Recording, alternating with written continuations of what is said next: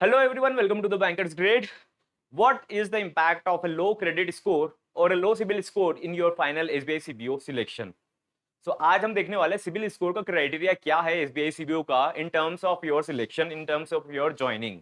So let us first discuss whether the score 750 or above is mandatory to be maintained, or would that be okay if your score is less than 750 but all of your dues are repaid and regularized properly. So इस session में आपको इसको लेकर clarity मिलने वाला है definitely. And let us first go through the official notification advertisement lines. Candidates who have defaulted in repayment under any lending arrangement with banks or NBFCs, including credit card dues, and have not regularized, repaid their outstanding thereunder till the date of issuance of the letter of offer or appointment by the bank, shall not be eligible for the appointment to the post. अभी यहाँ पर जो main role है वो repaid and regularised का है. I hope इससे आपको क्लैरिटी मिलने वाला है. रिपेड एंड रेगुलराइज्ड का मीनिंग क्या है? यहाँ पे रिपेड मतलब आपने कंप्लीटली लोन को रीपे कर दिया है.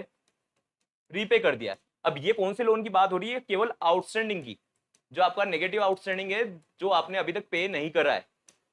ओके, ये रेगुलर अकाउंट्स की बात नहीं हो रही है. रेगुलर अकाउंट्स मतलब आपका टाइमली अगर जा रहा है तो उसकी बात नहीं हो रही है. यहाँ पर बात हो रही है जो आउटस्टैंडिंग अमाउंट है नेगेटिव, जो आपका ड्यूज चल रहा है ऑलरेडी, नेगेटिव ड्यूज मतलब आपने उसको रीपे नहीं करा है फॉर कंटिन्यूअस मंथ्स, तो उस वाले केस में आपको रीपे कर देना है या तो फिर उसको रेगुलराइज कर देना है एज पर द नोटिफिकेशन. ऐसा मेंशन्ड है.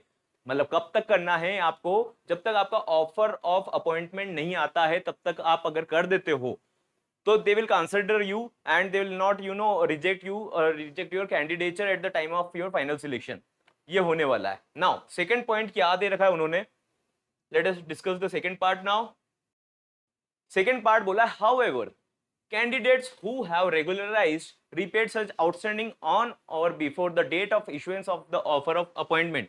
कंटिन्यूस यही बात हो रही है. ऑफर ऑफ अपॉइंटमेंट की ऑफर लेटर जब तक इशू होता है, जब तक अगर आपने रेगुलराइज कर लिया है, रिपेड कर लिया है, okay, but whose CIBIL status, देखो दो कंडीशन रहने वाली है सिबिल में. सिबिल में क्या स्टेटस रहता है? 3 मंथ्स में अपडेट होता है. मतलब 3 मंथ्स का क्राइटेरिया दे जनरली टेक. मतलब आपने जनवरी में करा है तो अप्रैल तक आपका हो सकता है कि रिफ्लेक्ट होगा आपके फाइनल सिबिल रिपोर्ट में. तो उनका ये कहना है कि आपने रीपे कर दिया, रेगुलराइज कर दिया, but the status has not been updated till then shall on और before the date of the joining. CIBIL में अगर आपका डेटा अभी तक अपडेट नहीं हुआ है, then you will have to get इधर the CIBIL status updated report. आपको सिबिल का अपडेटेड रिपोर्ट चाहिए रहेगा, या तो आपको एनओसी भी चलेगा, और produce the NOCs from the lender to the effect that there is no outstanding with respect to the accounts adversely reflected in the CIBIL. ठीक है, आपके सिबिल का या तो आपको लेटेस्ट रिपोर्ट लगेगा, इसका रिपोर्ट लगेगा लेटेस्ट, या तो आपको क्या करना रहेगा, यहाँ पे आपने अगर रिपे कर दिया तो आप एनओसी भी दे सकते हो, क्योंकि सिबिल में अपडेट होने में टाइम लग सकता है, but you can arrange a NOC stating that you do not have any outstanding with respect to the accounts adversely reflected in the CIBIL report. Okay, failing which the letter of the offer shall be withdrawn or cancelled. अगर आप इसको नहीं करते हो तो आपका letter, offer letter cancel हो जाएगा, कैंसिल माना जाएगा. This is their criteria. Now अभी आप लोगों के लिए एलिजिबल और नॉट एलिजिबल वाला क्राइटेरिया देखना है. मतलब आपको ये तो श्योरिटी हो गई कि 750 मेंटेन करना is not mandatory as per the advertisement.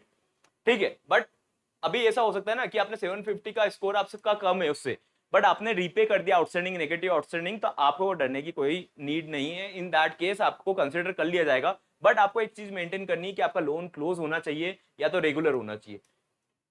आपका लोन सेटल नहीं होना चाहिए. सेटल्ड लोन हमेशा आपका नेगेटिव रिफ्लेक्ट करेंगे आपके स्टेटस को. दैट्स व्हाई ये वाला केस आपको कभी नहीं करना है. इस वाले केस में नॉट एलिजिबल हो. अगर आप इसको क्लोज करते हो तो आप एलिजिबल हो, चाहे आपने 1 साल बाद क्लोज करा हो, but you do not have to worry about it. आप क्लोज कीजिए इसको before the issuance of the offer of the appointment. मतलब अप्रैल तक, मार्च अप्रैल तक अगर ऐसा होता है, आता है आपका ऑफर लेटर, तो उससे पहले आपको क्लोज कर लेना है. You have proper time. नहीं कर पा रहे हो तो रेगुलर कर लो. So I hope there is not an any other issue for you related to that CIBIL part. CIBIL part का क्लैरिटी आप लोगों को प्रॉपरली मिल चुका होगा. आपको सेटल नहीं करना है. You have to close it, either to close it or to regularise it. ये आपके पास ऑप्शन अवेलेबल है. You have to be cautious about it.